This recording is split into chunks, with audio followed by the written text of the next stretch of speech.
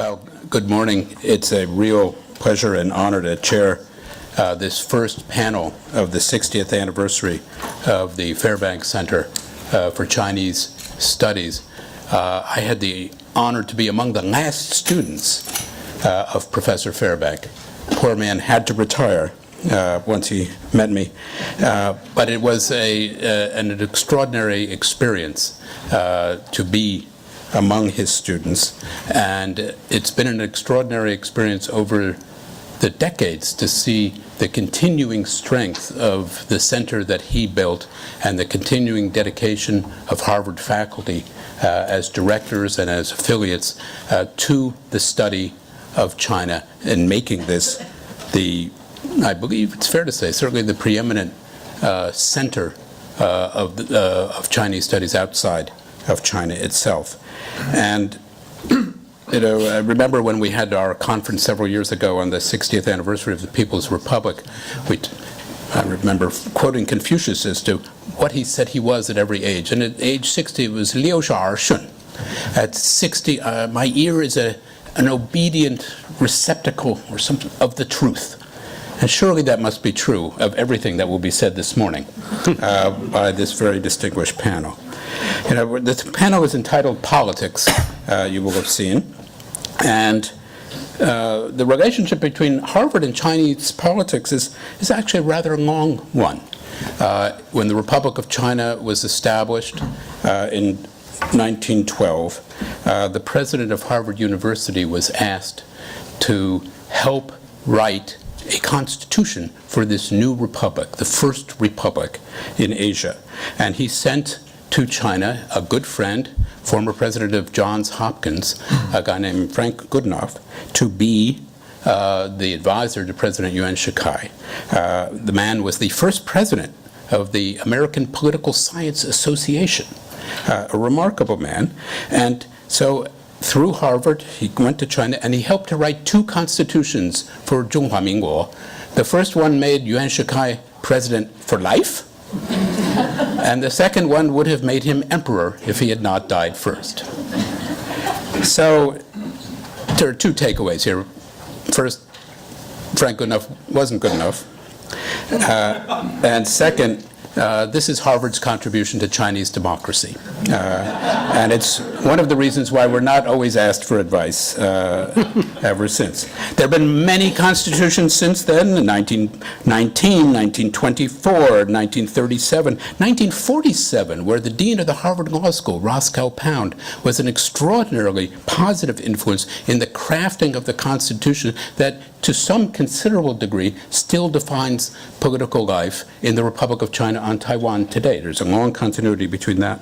And we were not asked for advice in 1954 for some reason, when Mao Zedong adopted a almost exact plagiarism of the Stalin's 1936 Constitution. Nor, I don't think, Rod, were we consulted in 1982 in the current Constitution of the People's Republic took place. But it doesn't really matter because you can't talk about Shenzhen these days. Constitutional rule is not it's one of the 7 things not to talk about that achieve. But we will talk about it, actually, here.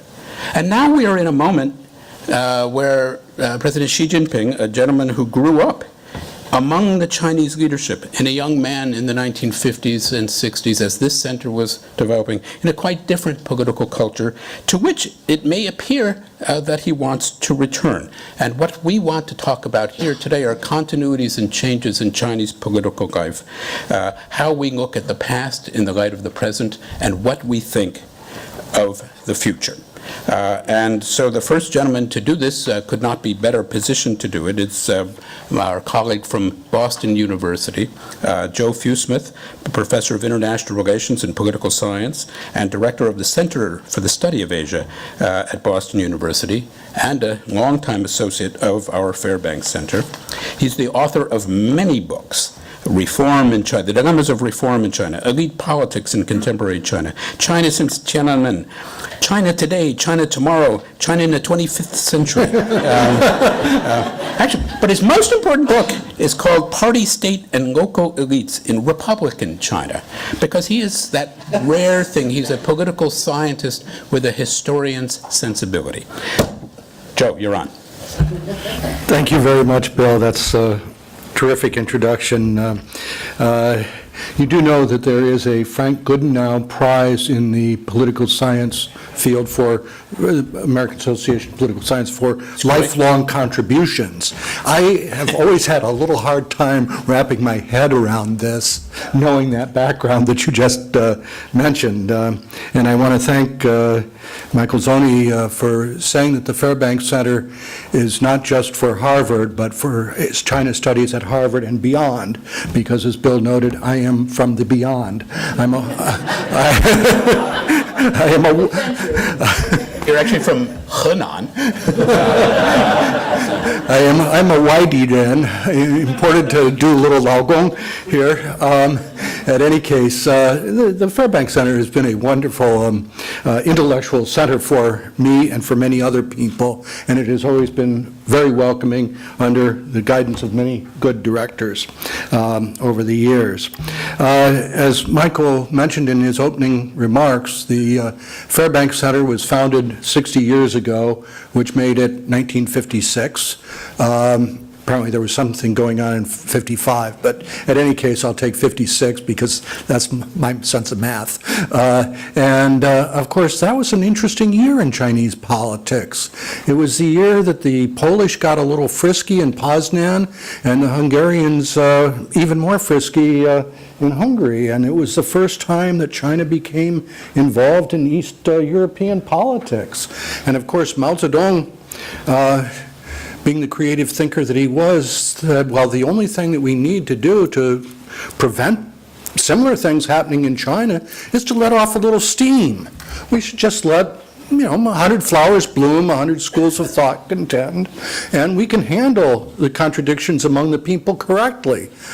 It didn't work out quite so well, at least not for the intellectuals and many others of China, which reminded me of an article that Lucian Pai, one of our great colleagues at the Fairbank Center, he wrote a wonderful piece on how Chinese nationalism got shanghaied and points out this tension between nationalism as it developed, particularly in the political system, and the tension that would set off with intellectuals, which is a constant problem.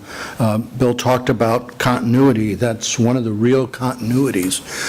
It reminds me of the Chinese intellectual Chu Anping, one of the great liberal intellectuals, great editor of Guancha and many other magazines, who in about 1945 looked at the two evident choices of the Kuomintang and the CCP and set a pox on both of your houses. And this was somebody who wanted to establish a liberal republic, and by 1949 he was very willing to go over to the communist side, having become thoroughly disillusioned by the Kuomintang.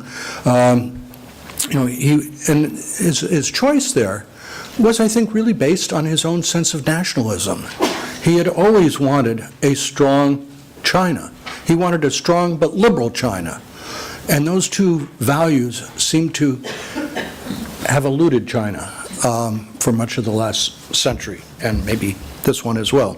At any case, after the 100 Flowers movement of 1957, of course, followed by the anti-rightist movement, and Chu Anping was one of the major victims of that movement. That was, of course, followed by the Cultural Revolution, and Chu Anping left his house one day, leaving a somewhat obscure note behind, and has never been seen again. He presumably drowned himself, but the body was never recovered. Not a good start on trying to reconcile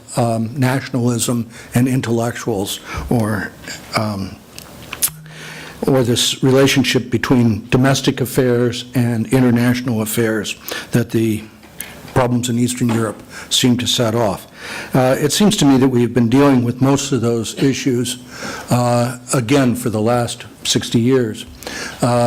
It seemed, I think, that with reform and opening up, there was a new start, a new take.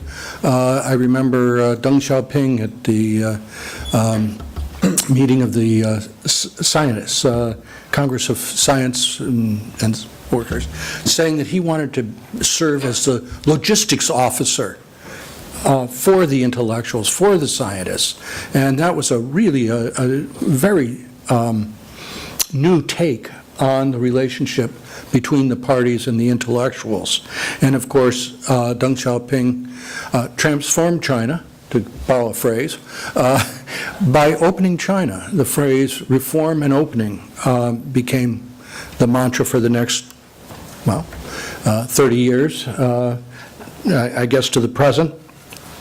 And so it looked like, the relationship between nationalism, between the party and the intellectuals, had been at least largely corrected, and that reform and opening up, the relationship between China and the outside world had been reformed and normalized, that the contradictions among the people were indeed finally being handled correctly. But of course, Deng Xiaoping said, well, we can open the windows as long as we shut the screen and keep the flies out. Well, those flies are pretty pesky, and they have a way of coming in, finding holes in the screens, and a lot of flies came in, a lot of investment came in as well, and we had campaigns against spiritual pollution.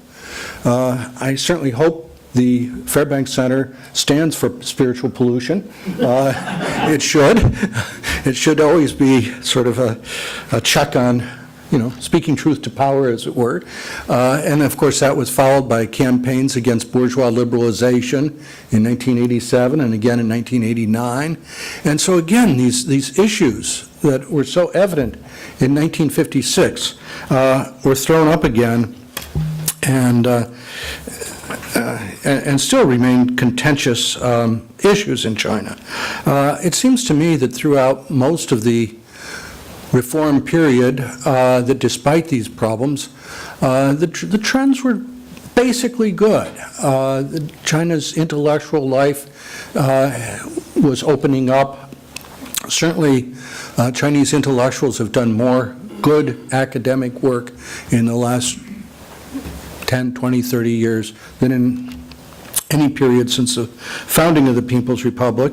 It seemed that, though, that basic trend line was there. And as Bill referred to in his opening remarks, now we have the Qigabuzhang, the 7 things that cannot be discussed, including Xianzheng, constitutional government. That again, the issue of, if you will, bourgeois liberalization has raised its ugly head. Another of the Qigabuzhang is you can't talk about civil society. And so again, that relationship between Chinese society and the party, between China and the outside world, these issues that were so present in 1956 keep coming back and haunting us in various ways. So I guess my conclusion from this is, first of all, that we all have work to do for a long time. Employment possibilities are good.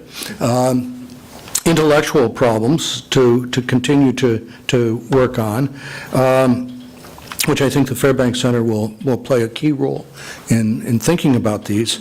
But the issues, the basic issues that were there in 1956, despite the tremendous changes in the world and in China, handling reform and opening up remains difficult. Handling the contradictions among the people, we're still not always doing it correctly. And these central problems of political power, nationalism, intellectual freedom, society, relationship between China and the outside world simply remain the perennial problems that we who study China are constantly dealing with. I forgot to preface my remarks by saying I have a class at 10 o'clock, and so I'm not walking out simply to escape your scathing criticism, but I am walking out. Okay, thank you, Joe.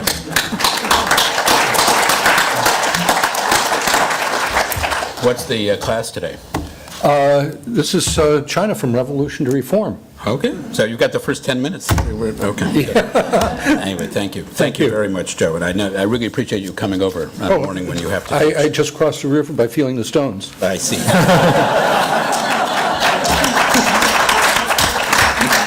That's all. Okay. I'll get you. All right. Thank you. Thank you very much. Good to see you.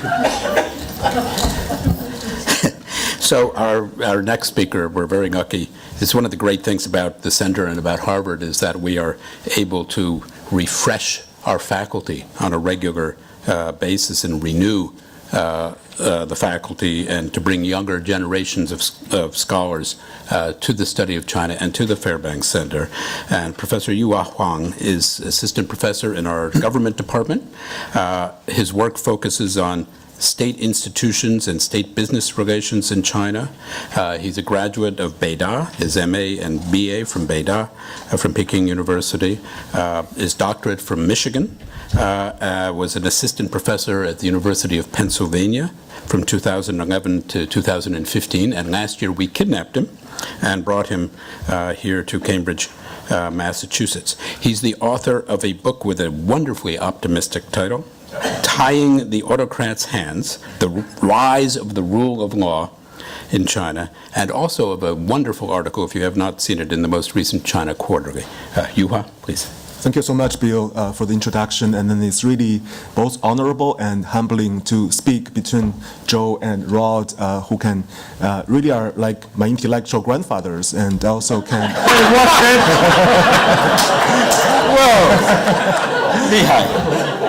And can easily travel back to history to the 1940s. I guess I can only travel back to the 1980s. So let me focus on the reform era, and then I want to focus my remarks on state-business relations, I guess, in the last 20 years.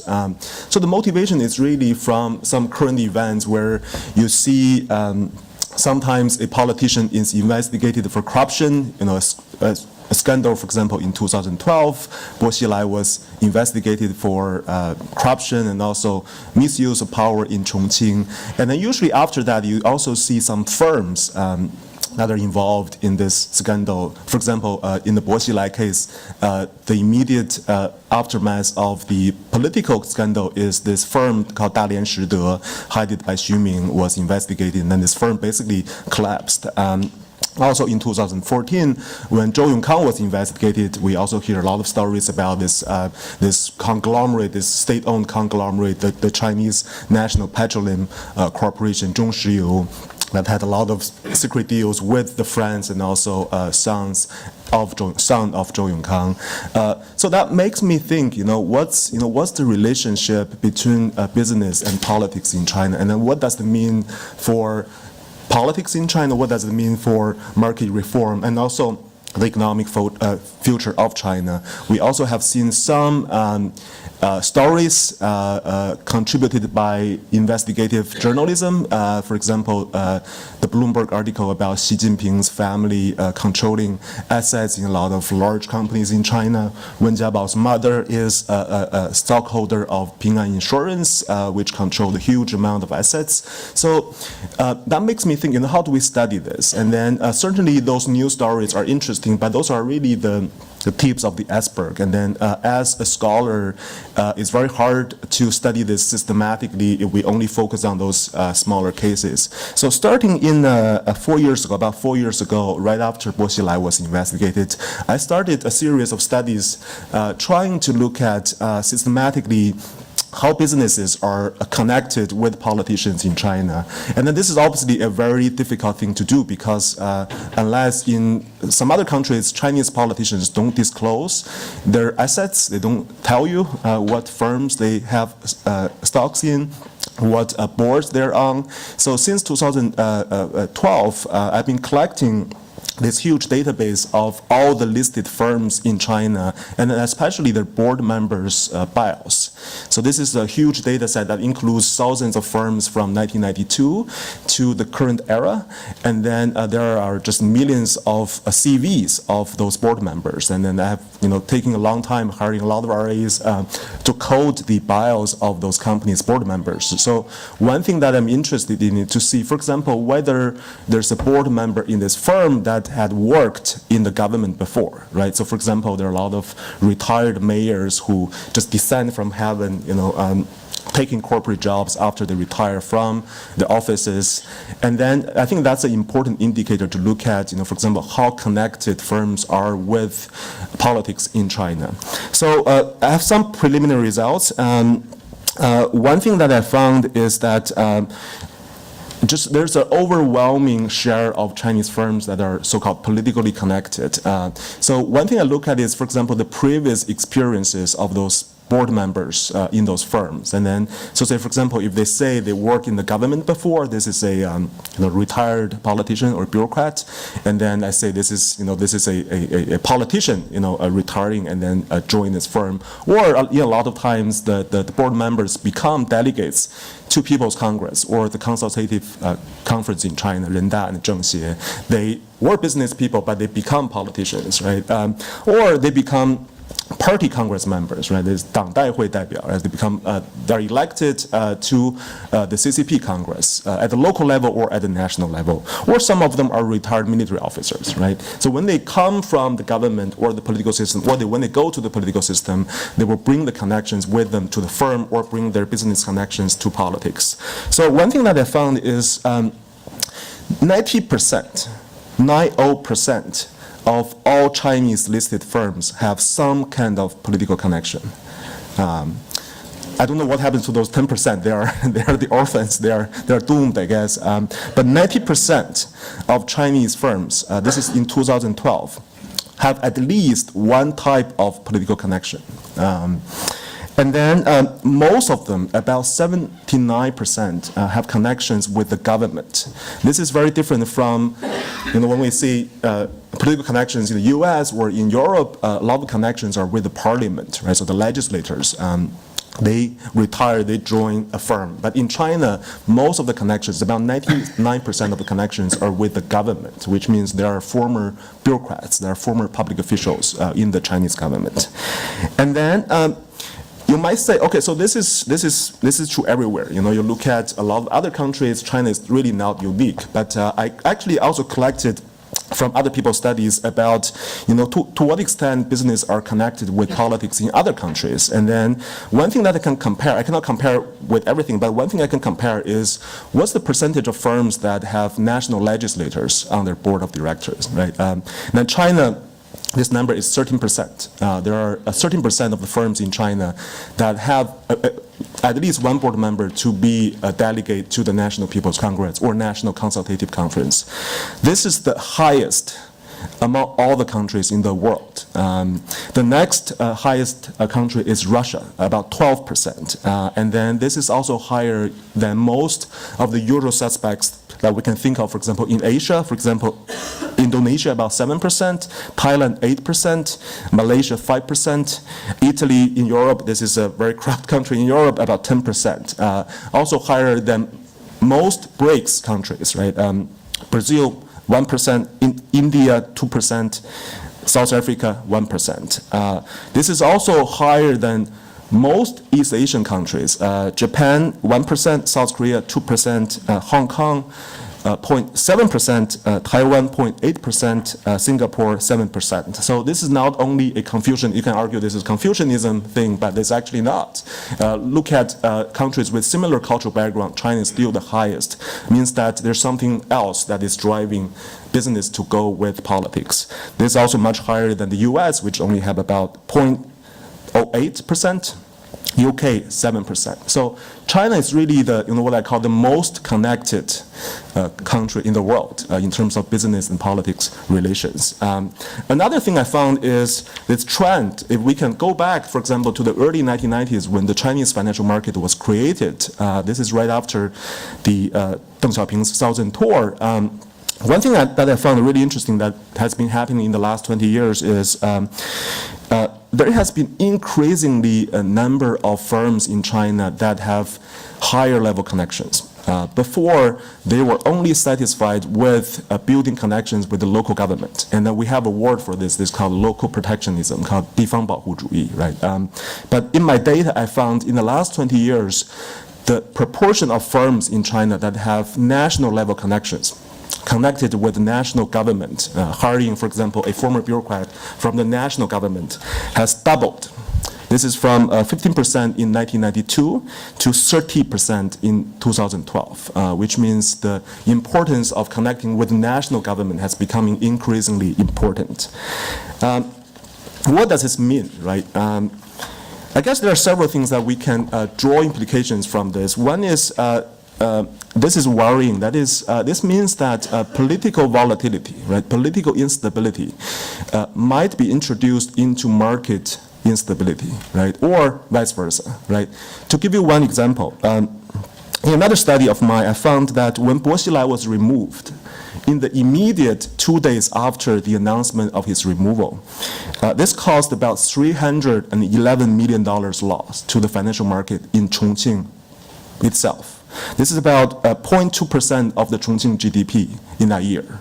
This is only the 2 days right after the announcement. I'm not counting any subsequent, trickling effects of the removal on the Chongqing economy. In 2006, when Chen Liangyu was removed, in the immediate 2 days after the announcement of the removal, it caused about over $800 million loss to the Shanghai financial market. This is about 0.64% of the GDP in Shanghai of that year.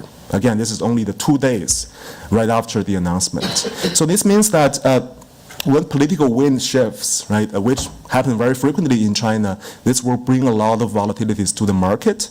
And also, when market has some instability, for example, a crisis, this will also introduce risks to the political arena, right? For example, when firms collapse, this will also cause the shrinking of the assets or the wealth of a large number of politicians in China. Another thing that we can draw from this is this will make the Chinese government extremely difficult to regulate firms, right? In another study that I found that, for example, if a firm, a polluting firm, a firm in the polluting industry is politically connected, they are not as affected by regulations compared to those firms that are not connected. Right? So if they have political connections, they just don't care about the regulations. And then in my data, I can also see most of the former bureaucrats that firms hire are from the industry that regulate this firm. Right? So say, for example, this is a polluting firm. They will hire people from the Ministry of Environmental Protection so that they know the regulation. They can use this person to lobby for future regulations. They also make regulation enforcement really difficult. The last thing that is really worrisome for me, and also this is might tie to the theme of this panel, that is what does it mean for reform in China? What are the political implications for reform in China? If this is true, then one is that it's really difficult for the Chinese government, and also this is just personal. This is not, when you think about the Chinese government, think about those politicians individually, right? Individually, the politicians would not be really interested in doing any reform, right? So say, for example, there has been some discussions about opening China's financial market up to the international market, right? So liberalizing financial market.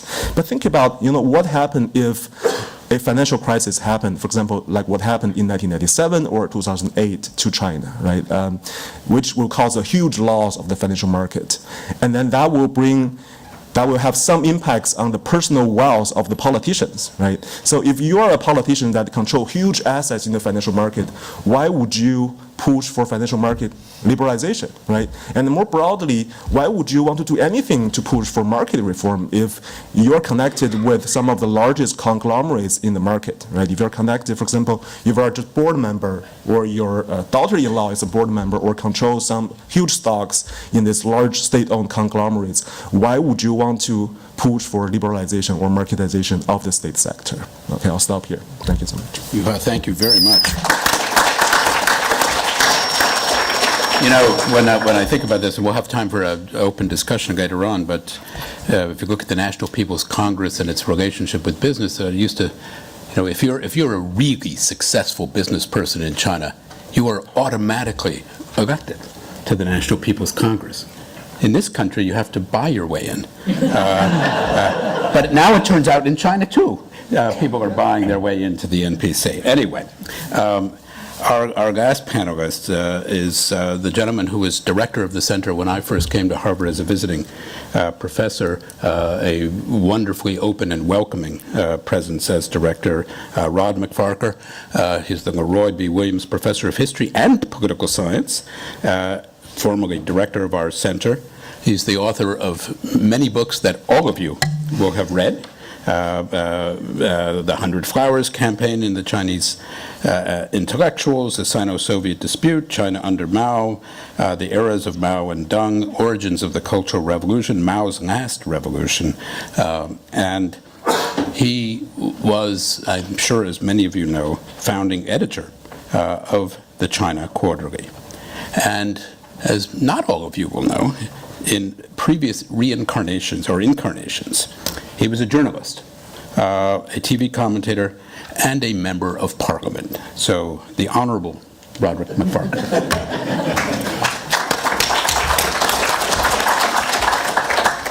MPs aren't honourable. We don't have that title.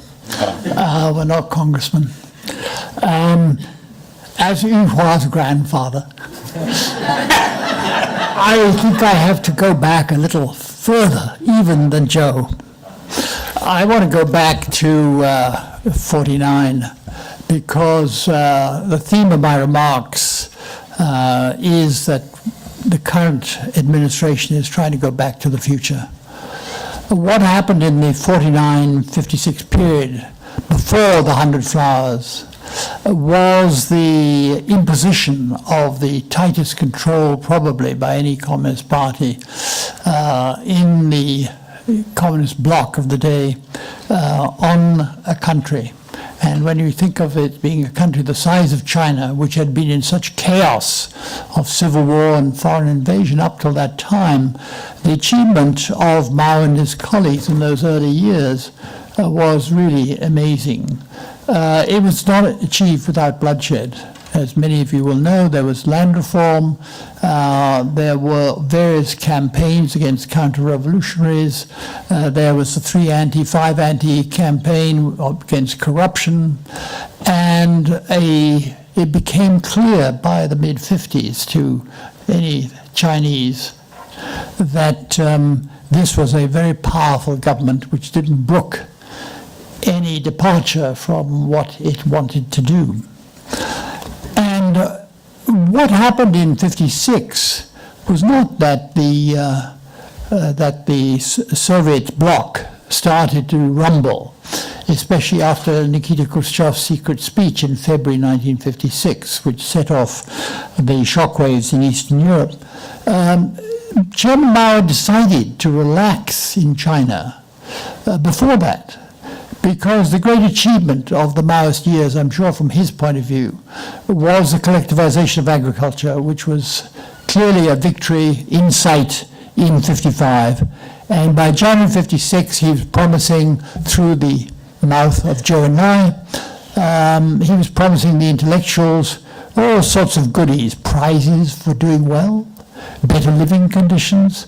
The intellectuals who had been dumped on, who'd been had the campaign for the thought reform, the intellectuals starting in '51, had to humiliatingly confess their sins and those of their grandparents as well. They were being brought back into the fold because the chairman realized that in a country with such a poverty of intellectual resources, to discard the bourgeois intellectuals, as they were called, even if they'd been educated in America or Europe or wherever, was folly. He was never going to develop the country, which was his next great project. We've transformed the country into a socialist country, he in effect said at the end of '55, beginning of '56. Now we've got to develop the economy. And he needed the intellectuals. So that movement towards freeing up a little bit of space for the intellectuals was something which preceded the rumblings in Eastern Europe. Though, as Joe said, the rumblings in Eastern Europe caused him to think. The most positive or negative, depending on your point of view, result of that thinking turned out to be the break between China and Russia. That he decided that Khrushchev could not be trusted. Eventually, he decided that Khrushchev was trying to restore capitalism to Russia. He was only a few decades out.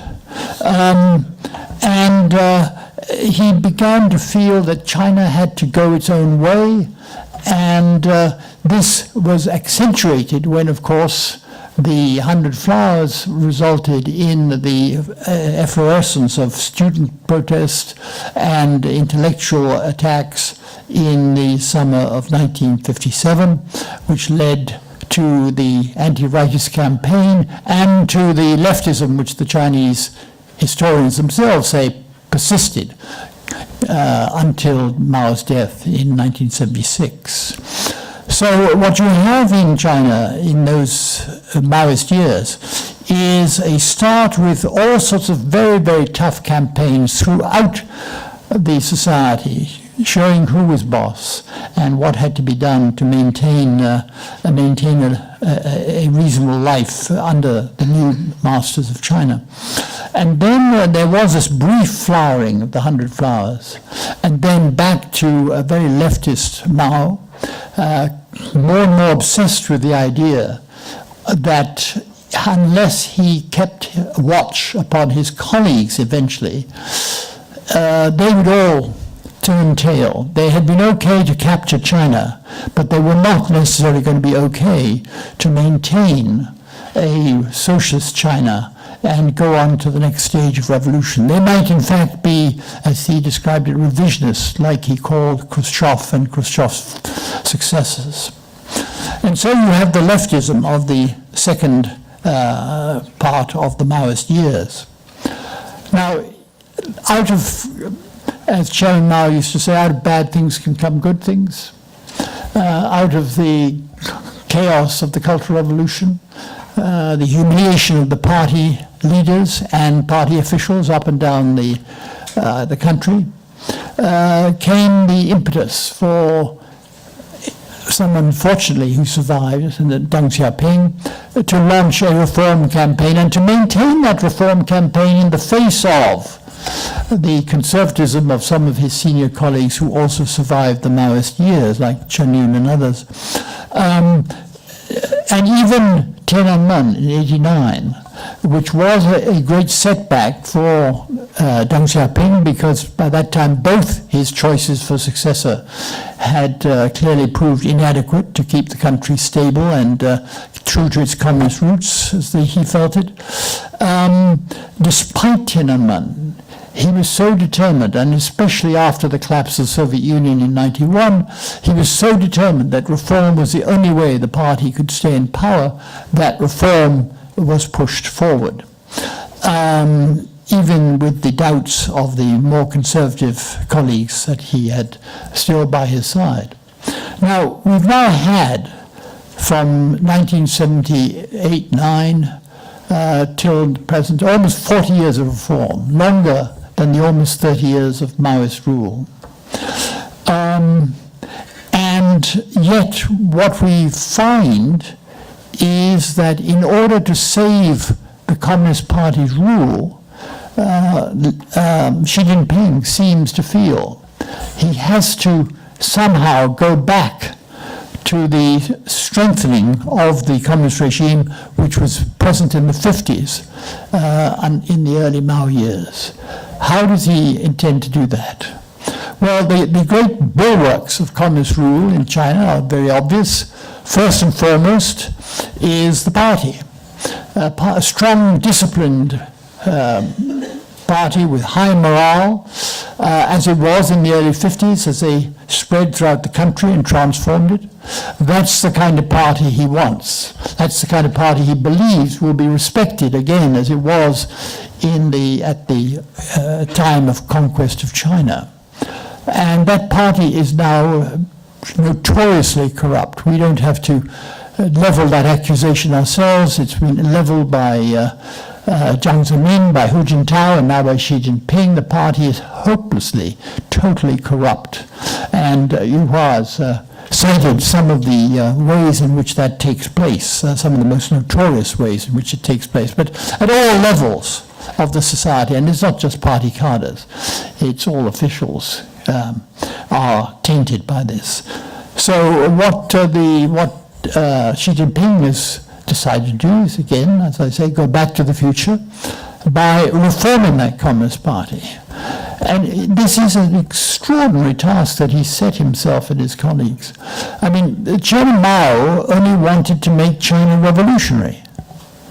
That's very easy. All you say is to the university students, go forth and make revolution, beat up anyone you want, and revolution is made. Xi Jinping wants to make everyone pure, good, uncorrupt. That's much, much more difficult. And it is almost an impossible task. I'm sure if you give all your data at Yuhua, the monstrous nature of this task which he set himself, albeit it, he counts on how many tigers they've got, how many flies they've eradicated, it's a monstrous task. And I don't see any chances in the near future of this being successful, even with the efforts of Wang Qishan as the head seeker after corrupt people. So the party is in bad state and very difficult to reform it back to the party of the 50s. Next part of the support for the communist regime in the early 50s was, of course, ideology. Marxism-Leninism added on later Marxism thought. Now, there were no Marxists in great numbers in China when the communists conquered China in 49. And the chairman he wasn't foolish enough to expect to transform people overnight, though he hoped to do something with the intellectuals. But what he had was a victorious party and army. And they proclaimed that their victory was a result of being Marxist-Leninists. And if that is said to the people of China, look, we have conquered you, we are now ruling China, we've expelled the Kuomintang, because we have this wonderful weapon, the doctrine of Marxism-Leninism, which enables us to explain the past, explain the present, and foresee the future and plan for it. Why should the people of China have doubted that? They had pretty much awful doctrines before. Why not accept this new doctrine? So even though people did not necessarily believe in Marxism, they didn't understand it. I mean, Mao himself probably had not read many Marxist works, after all. He was just one of nature's Leninists. The doctrine was accepted. So that was a second pillar. And poor Xi Jinping is attempting to bring it back. Last year was the first World Conference on Marxism at Beida. And you can see the poverty of the problem when you understand that I was asked and agreed to give a keynote speech. And I said to the organizers, but I'm not a Marxist. And they said, 没关系. And I said it again in public at the meeting. But there were, in fact, they dredged up 70, I think it was, I counted, at the final dinner, 70 foreign Marxists, genuine Marxists, to come to this conference. There was one American Marxist whispered to me, he said, Marxism is going to do nothing for this country, but it's all they've got. But the party secretary of Beida gave us a dinner as foreigners the last night, and he said, with a satisfied smile, he said, I have to tell you that these conferences cost a lot of money, but I'm happy to say that we already have all the funds for the next one in 2 years' time. Wow. So clearly, Xi Jinping has been buttered up by Beida, who are willing to have conferences on Marxism, there's no skin off their nose, in order to keep in good with the regime. But there's no way. This is almost 40 years of reform. Does he really think that Marxism-Leninism is somehow going to grip the people? I don't think so. So that's why I say he's trying to go back to the future, because he needs a doctrine. There's nothing that links party and people. There was Marxism-Leninism, Mao Zedong thought. There's nothing now that links party and people except corruption. So he wants a doctrine, and he's got nowhere to go. So he is against the 7 sins, and he knocks the crosses off the top of churches. The Falun Gong, of course, is long been persecuted, but there's no alternative doctrine for him. So he has to make do with whatever he has. The third most important thing of the Maoist state was the leader, perhaps the most important. As long as you had the chairman there, a few corrupt party officials, didn't matter. Doctrine, I don't understand it, but I understand Chairman Mao, what he says. And they built up Mao's personality cult with such skill that, as his colleagues found during the Cultural Revolution, none of them could stand up against him. They were just wiped out. Whole departments of the party were wiped out.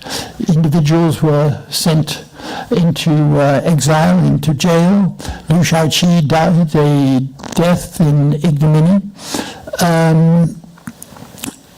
And I think that if we see what's happened with Xi Jinping, there's some dispute about this within the China community of Westerners, but I think that more and more people feel that Xi Jinping is trying to build up his own personality cult. We've seen, many of us have seen examples of this.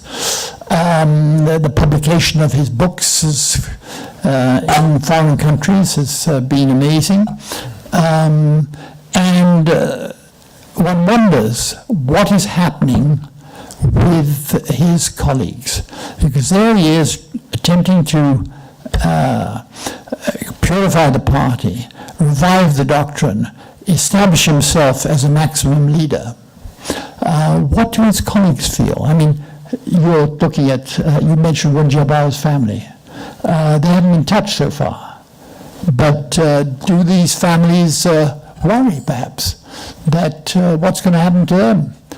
The members of the Politburo Standing Committee, of whom 5 of the 7 are supposed to retire next year's Congress, they've seen what happened to Zhou Yonggang.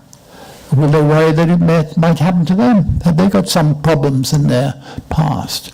So what I'm suggesting is that what is happening in politics today is an attempt to revive, albeit under the aegis of a totally transformed China, some of the elements which made the Chinese Communist Party so strong and so able to run China back in the early 50s. And that this is an endeavor on Xi Jinping's part,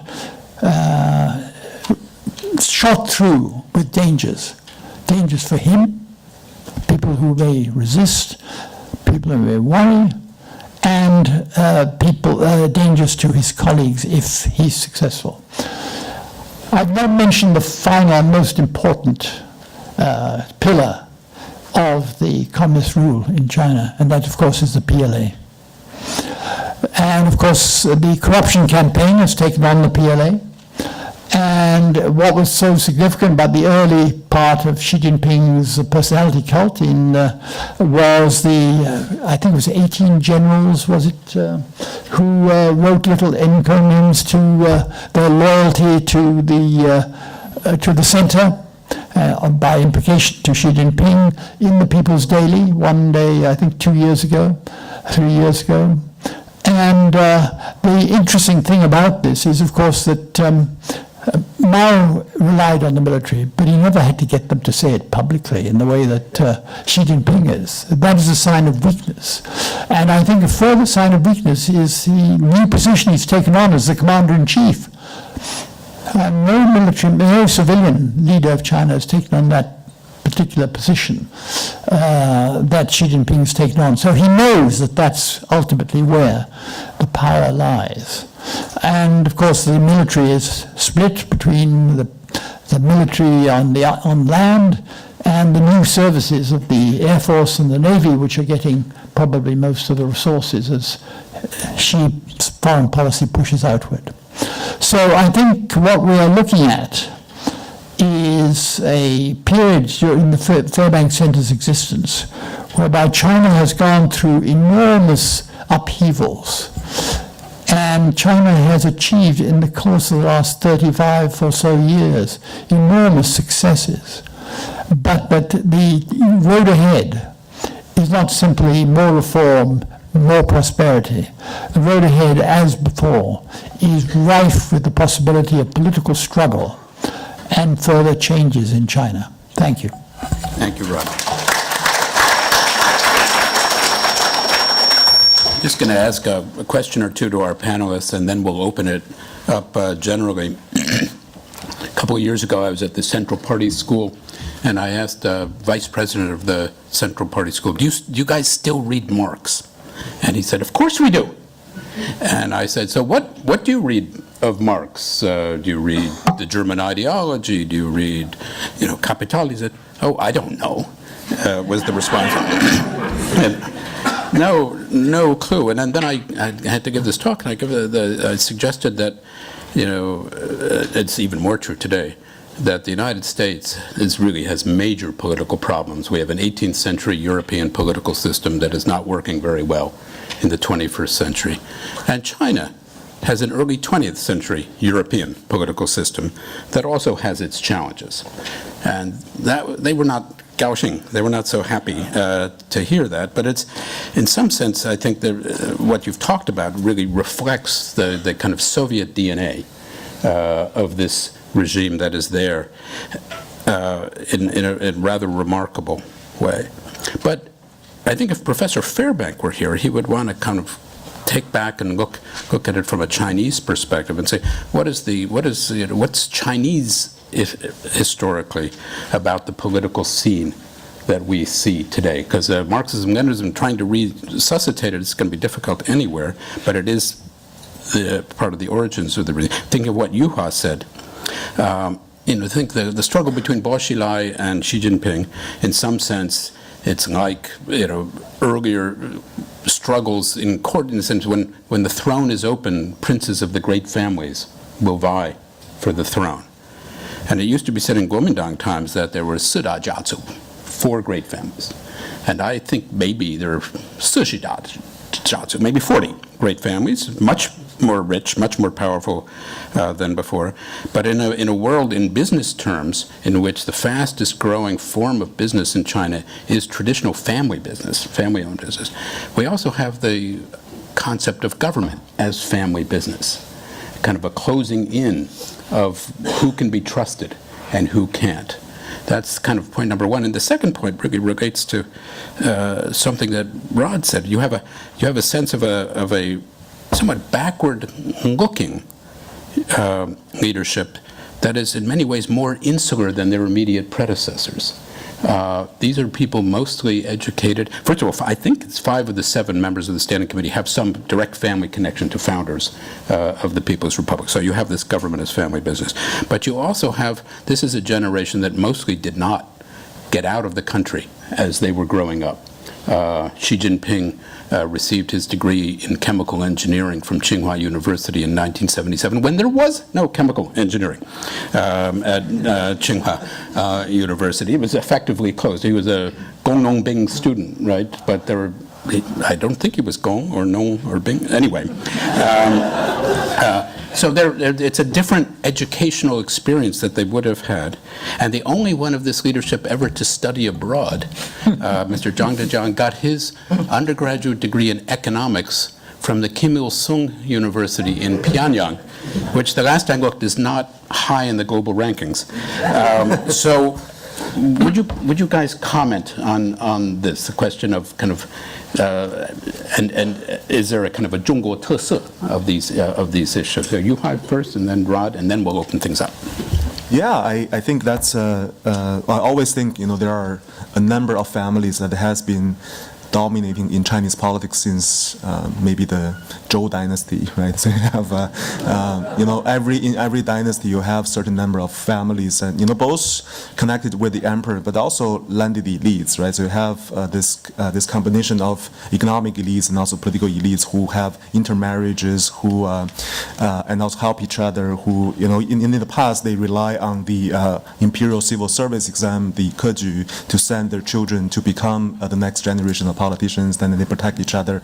I think it's that dynamic is very similar when we look at contemporary politics. I totally agree that when I look at state business relations, I found there are just a very, and it's not, I'm not sure it's 40, I guess it's actually more than 100 families.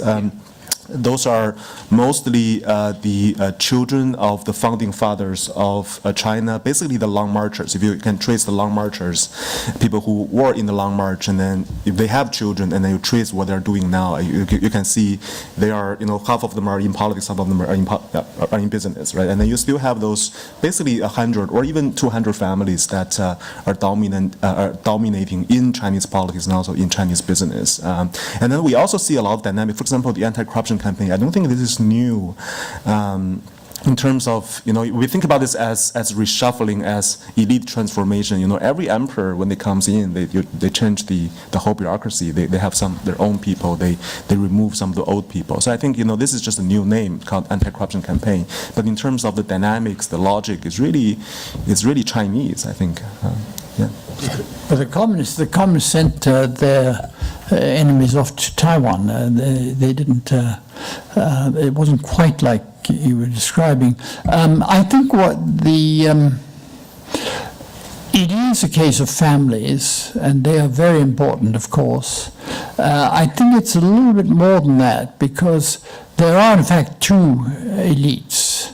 There's the red elite, the sons like Xi Jinping and daughters of the founders. But there's also the bureaucratic elite, the people who have come up, their parents have come up through the SOEs and through the state system, and their kids are a different elite. They're looked down on by the princelings, but still they're an important elite. And I think when we look back at the Cultural Revolution, I think that what the chairman did then, and which Xi Jinping is attempting to go back from, was to destroy a bureaucracy of families and their rising children and so on, because the chairman did not like bureaucracy. It trammeled him, it hemmed him in.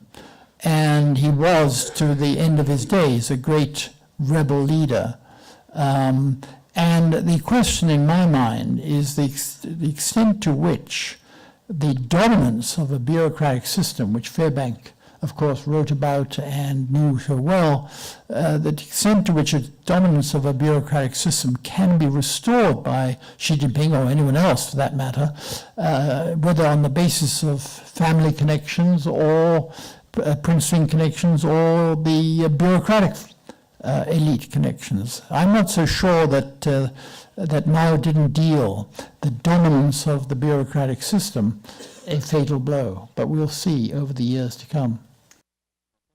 Well, we have some time now to open things up for questions, criticisms, comments of any, no criticisms. I'm sorry, no criticism. As you would like. Yes, please, Jiangxin. And if you would identify yourselves, so we get to know each other over the. Hi, I'm Jiangxin. I'm a senior fellow at Kennedy School, new to Harvard, a month old. I'm just wondering, this is a question to Professor MacFarquhar. We have seen what happened in Russia under Putin. Now, I agree with you to the assessment that the Marxist ideology is so out of favor. But then one wonders, why is that Putin able to control and manage the country despite of a great economic decline and still gaining so much popularity? And do you see that happening in China? And before you answer, let me just say, for those of you who are standing in the back, there are seats up front, so feel free to come down, and no need to be uncomfortable if you would rather sit. Please, Ron. I think that Putin, of course, has expressed enormous regret at the collapse of the Soviet Union, which he was a loyal servant of. And it was, for people who were servants of the state, especially in the KGB like he was, a fantastic transformation, all for the worse. And I think what you have to see in the rise of Putin, you have to see two trends. One is the historic Russian trend. I mean, if you look back over the Tsars and how they controlled China, they still have Chinese territory. How they controlled Russia over the centuries, you get a glimpse of how difficult it ever was for any intellectual ever to think in terms of transformation of the Russian system. So there's a historical element in Putin, but then you've got to go back to the wild east of the 1990s, early 90s, when Russia was in total chaos, when people lost their pensions, when the ordinary people in the streets had no hope of even the modest living which they had in the late Soviet period, and anything that promised stability after that was to be welcomed. And another aspect of that, I think, is the fact that the Russians have always had this struggle between the Westernizers and the nativists, and the Westernizers are very much in retreat. And from people who've been to Russia recently, I gather that even among so-called sophisticated elites, there is a sense that the United States and the West is against them, and they're always against them. And so Putin is good because he's tough and because he shoves his fist in their face and outwits them. So I think that I wouldn't wish Putin or anything like him on China, because Putin is, God knows where he will take Russia in due course. But what I think you have in China, which is worrying, is a situation in which, in a very different way, Xi Jinping is trying to transform the society, like Mao did in the Cultural Revolution. Very different way, but still trying to transform it, and taking on very difficult obstacles, such as his colleagues, in the process of doing that. And it's very difficult to see how that will end up. Will the colleagues outwit him, unseat him, or will he manage to become the Chairman Mao of this later generation? Yes, sir.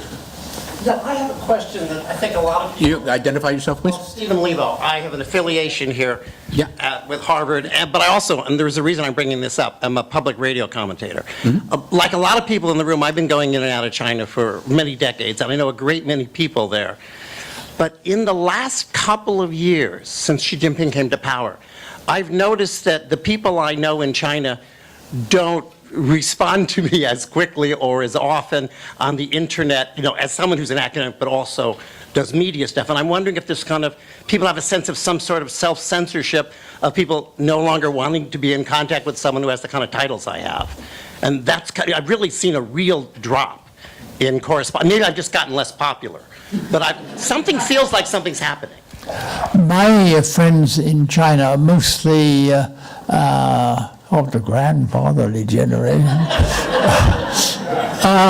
So they are, to a great extent, beyond worrying about what's going to happen next, because I think the Xi Jinpings of this world are letting them die off. The most prominent member, of course, is Li Rui, who's been a stalwart critic of the successive iterations of the regime since the reform era started. So the older people I know are, on the whole, not worried. But I think what you have just said, I cannot say it personally quite so vigorously, but I'm sure many of my colleagues because I've talked to them, have had the exactly same experience, and people are worried. I mean, it's the same explanation as why bureaucrats in China are afraid to take any initiatives now, and not even initiatives, but to actually do what their job is, because in case they are accused of corruption or something. So there is an atmosphere of uncertainty, of fear, and it depends on the level you're at and how much you've got to lose.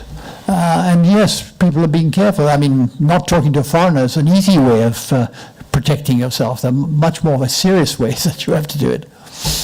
I would just say that one thing I've seemed to have learned over the years, that in moments like this, when at least in public spaces, everybody is saying the same thing, then you know there's real disagreement. Ed Steinfeld? Ed?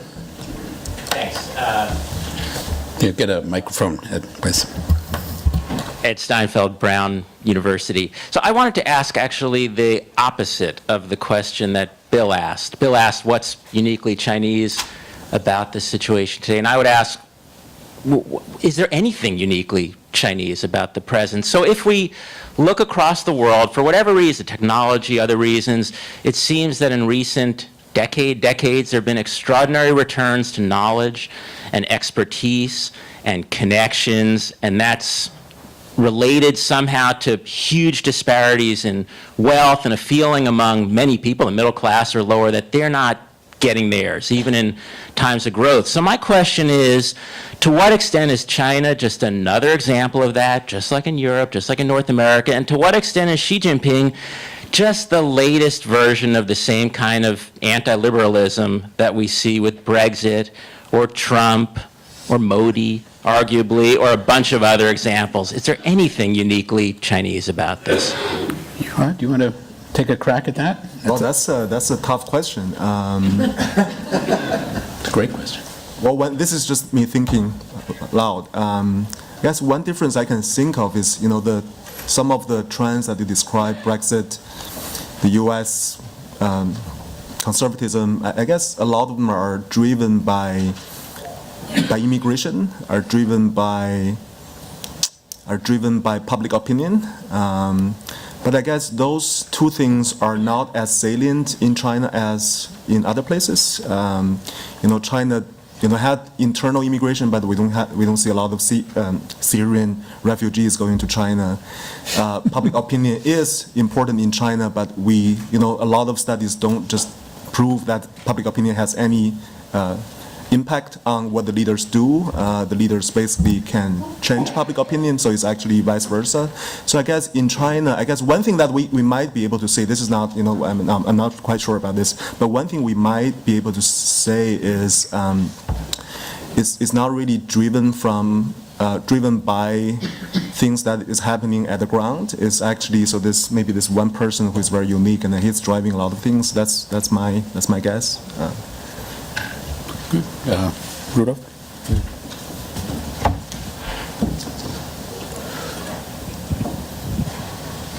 Thank you. Can I come back to this Zhongguo Terse question? I think there is I'm Roderick MacFarquhar, I'm an associate here at the Fairbank Center.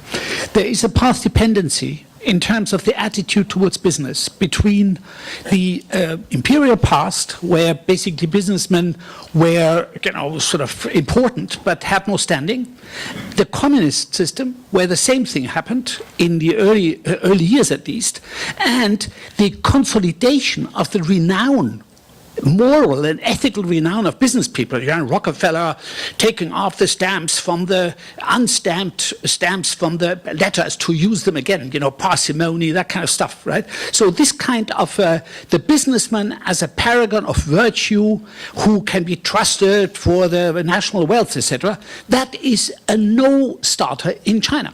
With the effect We hope it's a no-starter here too. Well, that is certainly true, but there has been a lot of propaganda in that direction. The point is that the result of that is a substantial and well-founded distrust of the business community in the state. And you see that most clearly in Southeast Asia among the Chinese businessmen there, where you have the difference between the state and the Chinese businessman even stronger.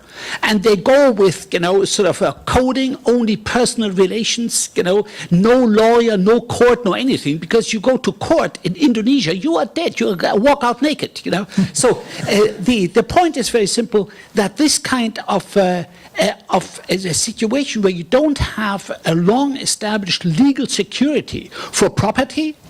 The moment you get into political trouble, your property is gone, right? In that situation, what you do is you buy insurance, and you buy insurance by getting into your political guys in there, by relying on family members, and you look even innocently in Taiwan. Most of the Taiwan economic miracle was not funded by the big Kuomintang Development Bank, but was funded by families putting literally pennies together, into small companies. These are the big Acer, and I don't know, but they're also raised like that. They are not founded by a big state investment planning thing. So I think the role of family there is absolutely crucial because of the basic distrust of the state in business. Well, they don't trust the business, but they like the business. They like the money, right? So I think you're talking about the businesses going to politicians seeking for insurance, but I guess there's also a perspective from the politician side that they want businesses, right? They want to be on the board of the companies, and so that they can get the benefits. Yeah. I think I'm not sure I would agree with that, because the history of the Chinese Communist Party is one of the destruction of course, all business and so on, but it has always loved big business and collaborated with big capitalists, and foreign as well as. Republican Party. Look at the relationship between the Hong Kong business elites and the Gongchanda. Yoga, please. You have to wait for a microphone.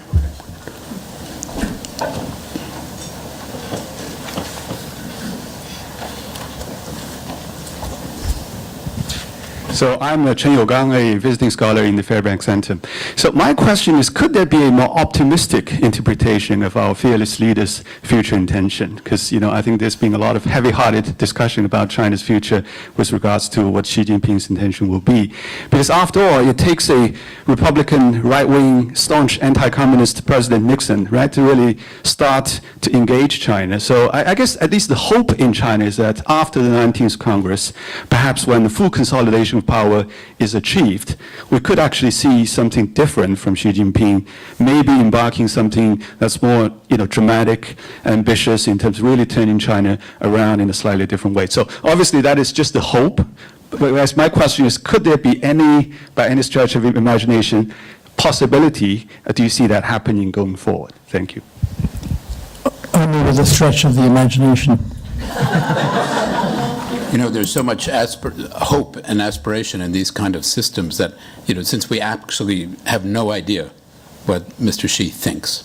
I remember the first time I met Mr. Li Donghui, when he was vice president of the Republic of China on Taiwan. He gave a hard-line anti-communist speech, and an even harder-line anti-Taiwan independence speech, because he had to. Turns out when he became powerful. But we have several years of record now on Mr. Xi. Well, maybe you're right. I was told before he took over, Mr. Kirby, Xi Jinping is a secret Buddhist, and he's going to bring back the Dalai Lama. That might happen. There's also been hopes that he was going to be a closet reformer, and that first he gets everything under control, then he reforms. But I think we'll have to wait and see, because if anyone knows, this is the time to say, what do you think? Yes, sir. Far corner there.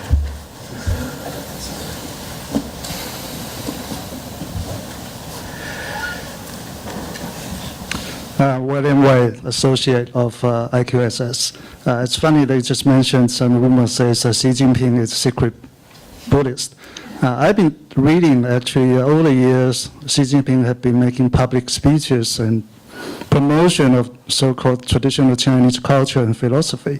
And if I remember correctly, he even went so far as saying that the party is, of course, People's Party, but also the party of carrier and enforcer and modernizer of this Chinese philosophy. So this may offer a little bit hope. And if any, stretch of imagination. And in addition, right, in here, Harvard Professor Michael Pruitt been making a huge popular speech about Taoism, Zhuangzi, and those have been very popular not only in Harvard, but also on YouTube and everywhere. So it's not only Xi Jinping and here Harvard study. So I was curious about what you think about this might be a gleam of hope of Chinese future. Thank you. Well, if Michael Pruitt has an influence on China, I'm sure that would be hopeful. And scratch Chairman Mao, and people used to say he's a Taoist at heart. You know, all the traditional cultures, especially if you are a man like Xi Jinping, who believes, I think with some justification, that Chinese people would rally behind him most if he promised them to China to be great again, China to be revived, to have a renaissance.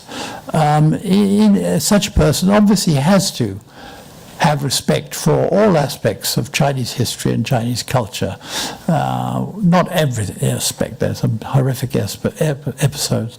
But so I think that you will hear glimpses of Taoism, of Confucianism, but that's not what this regime is about.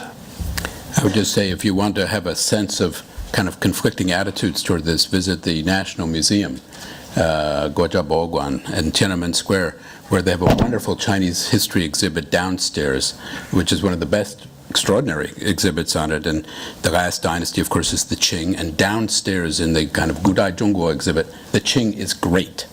Upstairs in the exhibit that Xi Jinping himself personally opened, called Fuxing Zhilu, the Qing is bad. And Fubai, and everything about it is horrific. And the only good people in the 20th century are communists. The nationalists are non-existent, and it's one of those wonderful exhibits which you can get through very quickly because there are entire decades missing. Please. Hello, my name is Hamel Bassi. I'm from Cambridge, Ontario, and before that I was an engineering graduate from Imperial College London, and before that my family very kindly connected with Roderick MacFarquhar. If I understood, you suggested that about 90% of firms are politically connected. Is that what your initial findings are suggesting?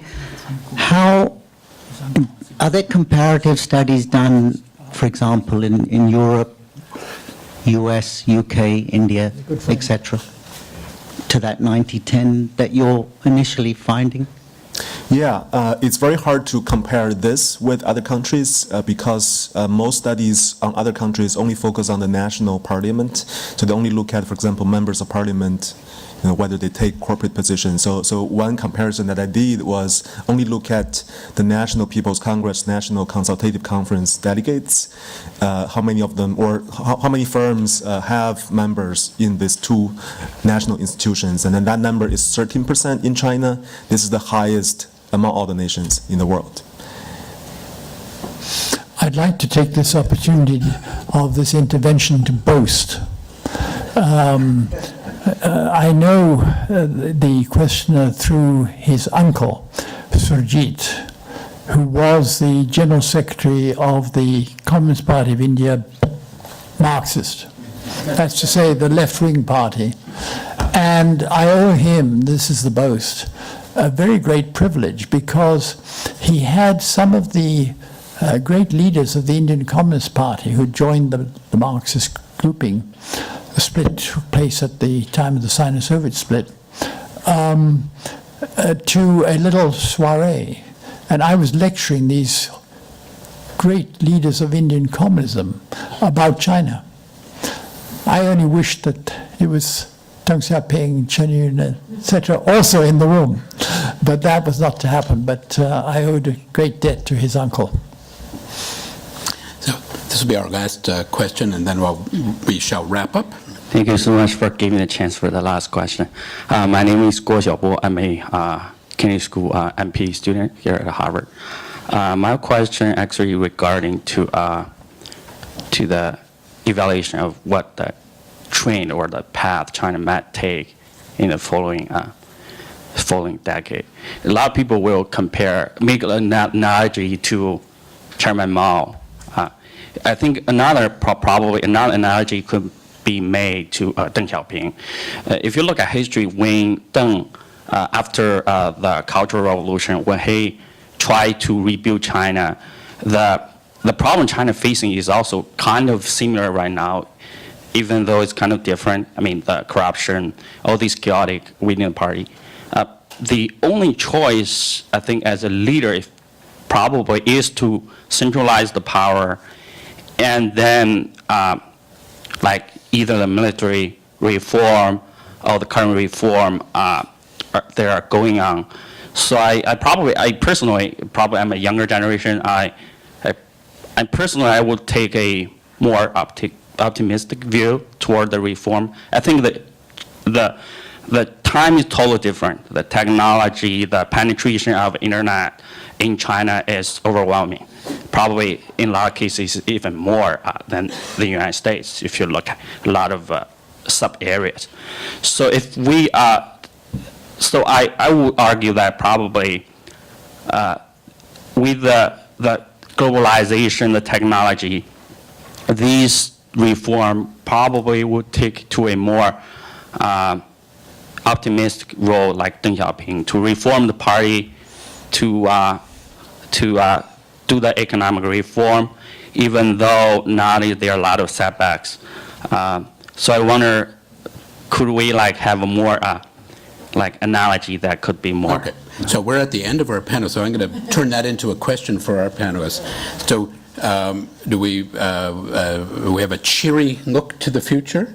Because we've had a lot of kind of worried statements up here, or can you say, you know, from the point of view of a historian, I think it's true, palpably, obviously true, that no political party anywhere rules forever. So the question isn't if, it's when and how there is political change in China.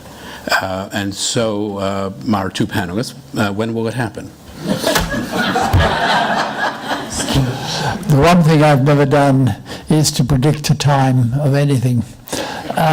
Too many people have fallen over that hurdle. I want to just, I also hope that the optimism of the questioner is borne out, but I have to point out a very profound difference between Deng Xiaoping and Xi Jinping. What Deng Xiaoping did, which was miraculous, was he unleashed the Chinese people. He allowed them to go forth and make money, to change their lives. The Chinese miracle is based upon the work of hundreds of millions of people throughout the country. It's not just Deng Xiaoping said, let there be light, and suddenly the place changed. He unleashed the Chinese people. Xi Jinping looks like he wants to control the Chinese people. You have the final word. One quick response to your question, I guess I really agree with Rod that what Deng Xiaoping did was to provide incentives for both politicians and also citizens in China to join the reform, right? I think it's very important for politicians, for bureaucrats, for public officials, for party members to be interested and also can benefit from the reform. But what Xi Jinping did was to scare people. I think that's very different from what Deng did. To Bill's question, when I teach this Chinese politics lecture course to my undergrads, one thing that I always say is, this is my personal opinion on this. I think the only hope for China to have political changes is when there is a political split within the party that is unsolvable using the current party rules. That is, for example, there's some succession crisis where there are two factions that just fight with each other and then there's no way to deal with this. And then the two factions will say, let's see what the people say. And then I think that's the hope for the future. That's it. And as we look to the future, we do so with a sense of humility, given that the Fairbank Center, for all of its great strengths, has actually not always predicted the future of China. And in 1976, upon the death of Mao Zedong, John Fairbank wrote an essay for the New York Review of Books arguing that the differences between the so-called radicals of Bat Zhangqing and the so-called moderates of around Deng Xiaoping were very exaggerated in scholarship, and that these differences were no more or less than between Republicans and Democrats in the United States. And between the time he wrote that article and the time that it was published, the Gang of Four had been arrested and charged with every crime known to humanity. So we don't always get it right, but we do have a great time discussing it with an informed and interested audience such as yourself. So thank you very much for helping us get our symposium off to a good start.